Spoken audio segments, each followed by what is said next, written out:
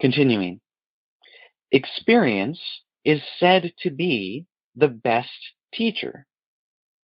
Genuine experience is indeed superior to book knowledge. But habits and customs gird men and women as with iron bands, and they are generally justified by experience, according to the common understanding of the term. Very many have abused precious experience. They have clung to their injurious habits, which are decidedly enfeebling to physical, mental, and moral health. And when you seek to instruct them, they sanction their course by referring to their experience. But true experience is in harmony with natural law and science.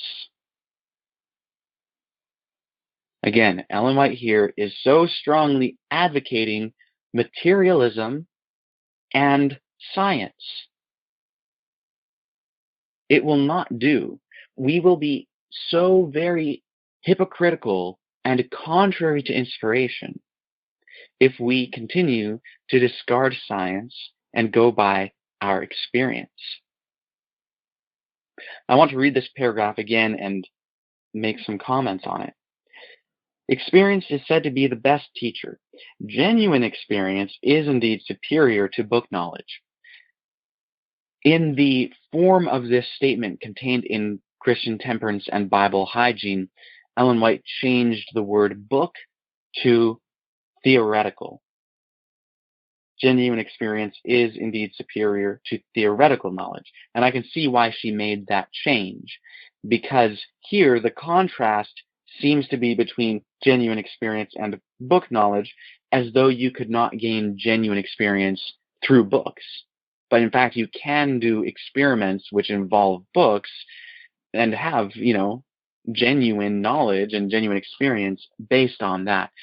But if it's mere theoretical knowledge, that is genuinely to be contrasted with genuine experience, if it's mere theoretical knowledge.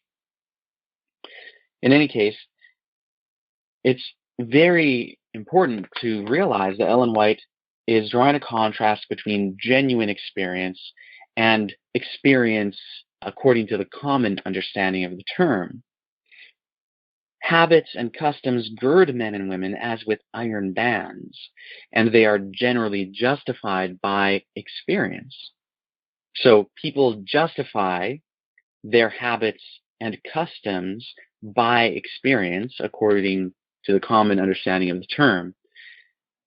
And this is exactly what we have been talking about. People saying things like, well, I know that echinacea tea helps to recover from a cold because I've done it myself. That's not a genuine experience. To my knowledge, echinacea tea has been rigorously tested scientifically and has not been shown to be effective.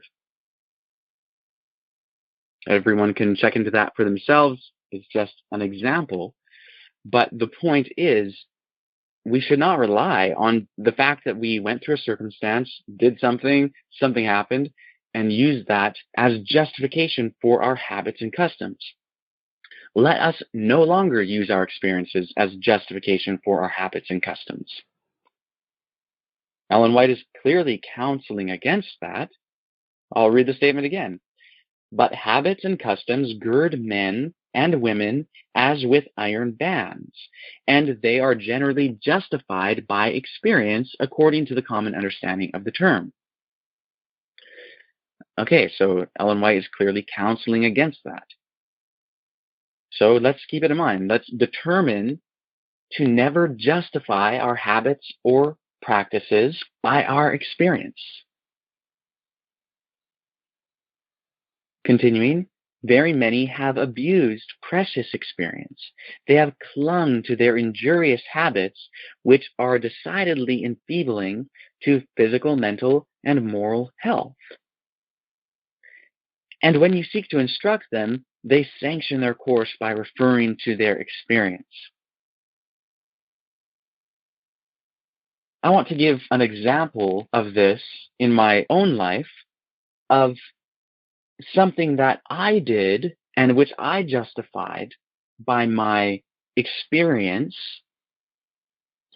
and which I thought was good. And I recommended that experience to others. And Ellen White also talks about this in this testimony of how people will come to conclusions based on their experience and then recommend for others to follow their practice when those very things are what are ruining their health and they don't even realize it. So, for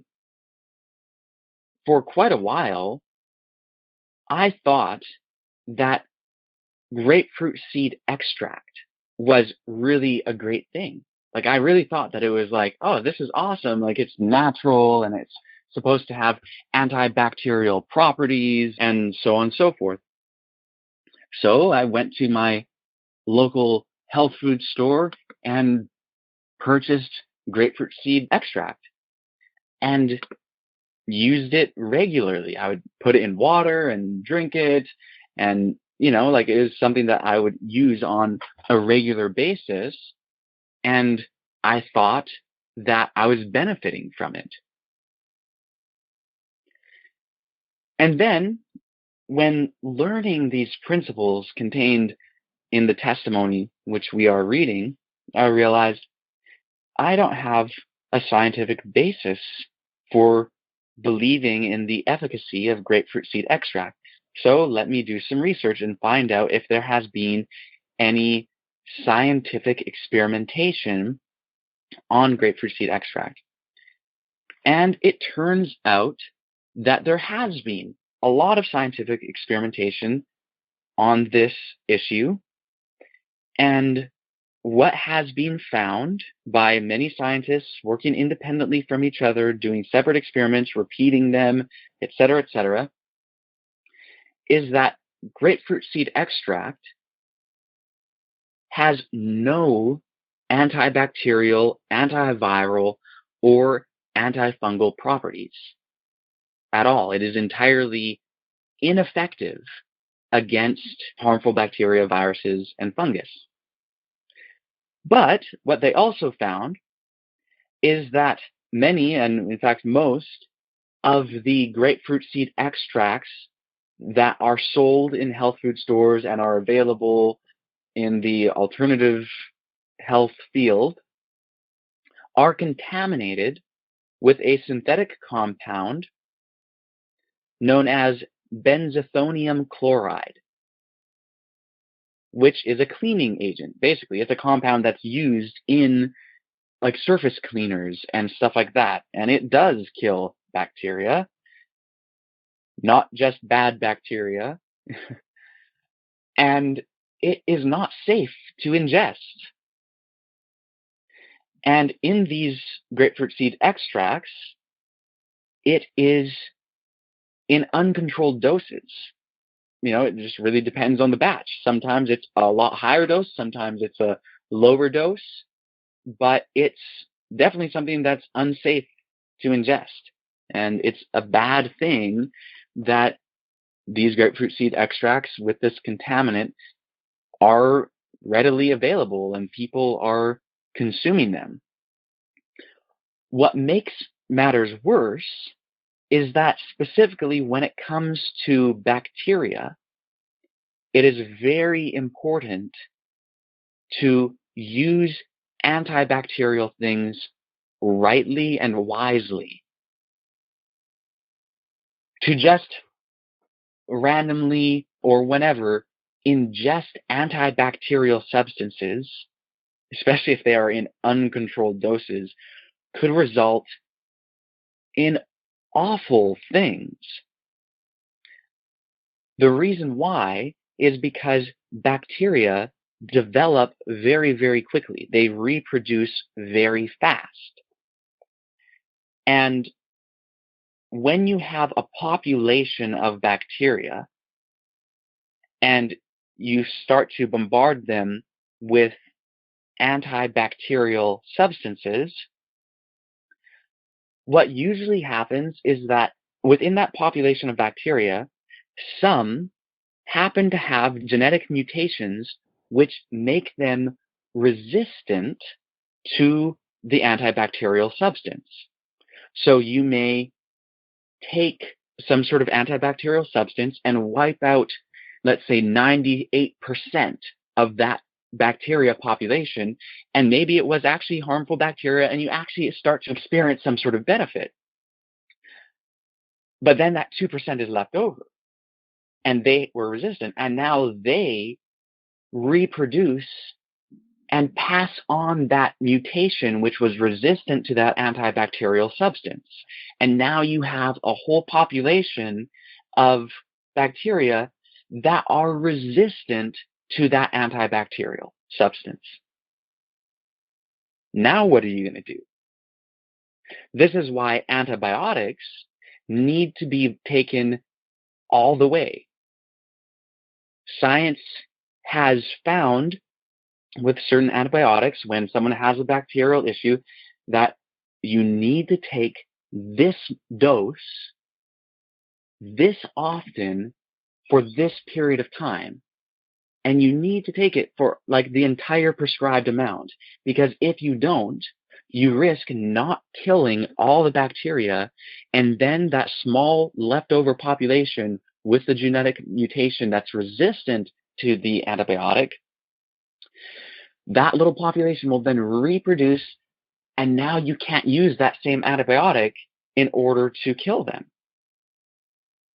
Same thing happens, by the way, with any antibacterial substance. It doesn't have to be a prescription antibiotic. The same thing happens with so-called natural antibiotics or natural antibacterial agents.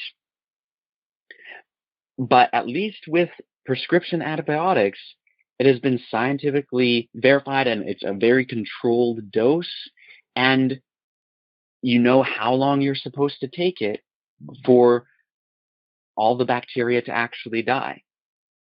So, I had been using this grapefruit seed extract. Little did I know that I was actually ingesting a harmful substance in uncontrolled doses, and I may very well have messed up my microbiome. Perhaps I've done that, and perhaps that will last years. It's possible. I don't know, but I'm just saying that that sort of thing can happen. And here people think that, oh, taking stuff from alternative health sources is somehow safe. No, alternative health stuff is unregulated.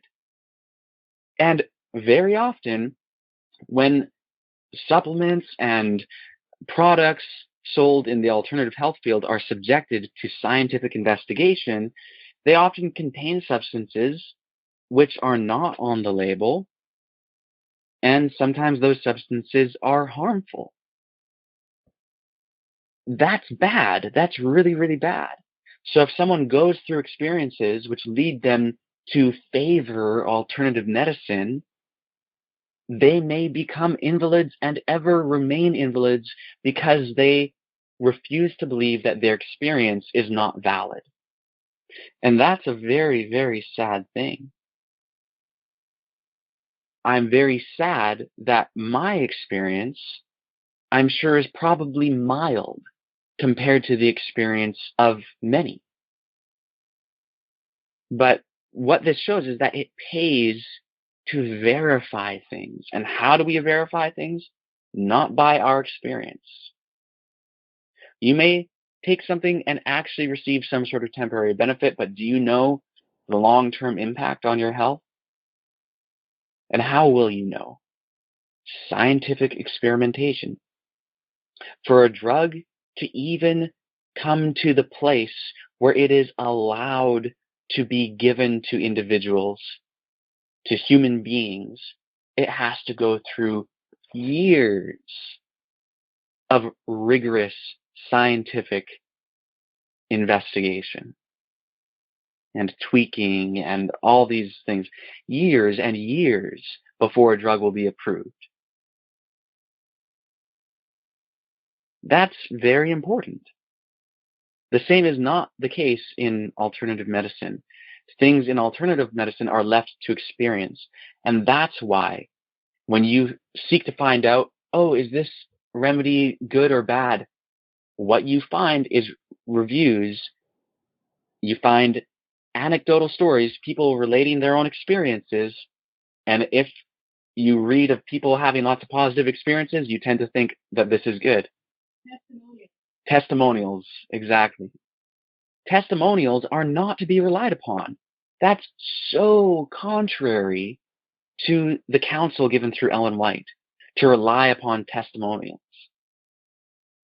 No, let's not rely on testimonials to decide what we're going to put in our bodies. That's just so-called experience.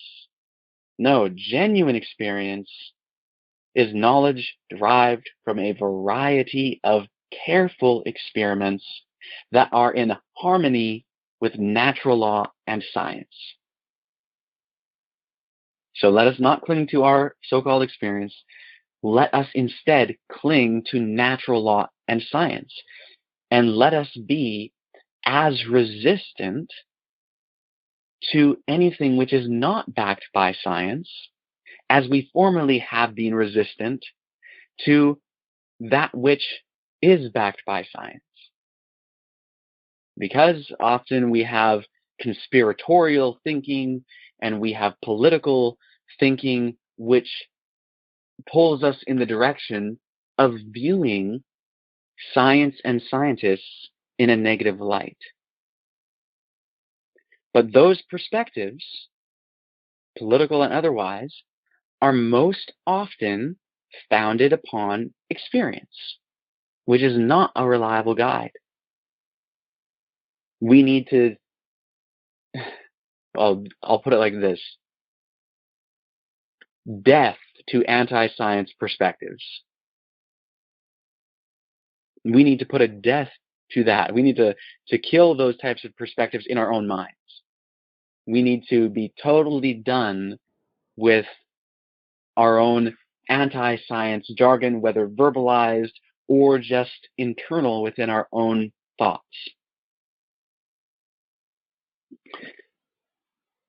I'll read the next paragraph. Ellen White says, "Here is where we have met the greatest difficulties in religious matters.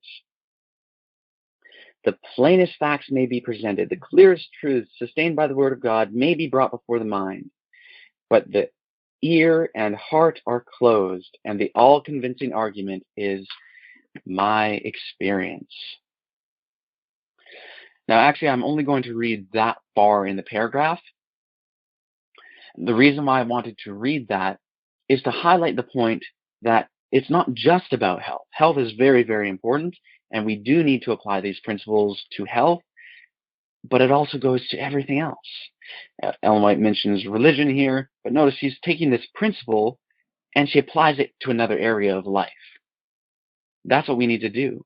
We need to have this experimental mindset applied to health, applied to religion, applied to politics, applied to archaeology, applied to our social interactions, applied to everything. That's what is ultimately most important. And again, I want to briefly mention the implications of this when it comes to morality, because we have found that that which is morally wrong is simply that which is against material reality. Another way to put that is that which is against natural law, that which is against science. That is what is morally wrong. What is morally right is simply that which is in harmony with truth, that which is in harmony with material reality, that which is in harmony with natural law, that which is in harmony with science, that which is in harmony with experiment, a variety of careful experiments. To act upon experience that is not genuine experience, that is not based upon a variety of careful experiments, is to act immorally, whether it's in regard to health, politics, religion, or any other thing. That's why this is so important. In order for us to be fit for the kingdom of heaven, we need to be experimentalists. That's the bottom line.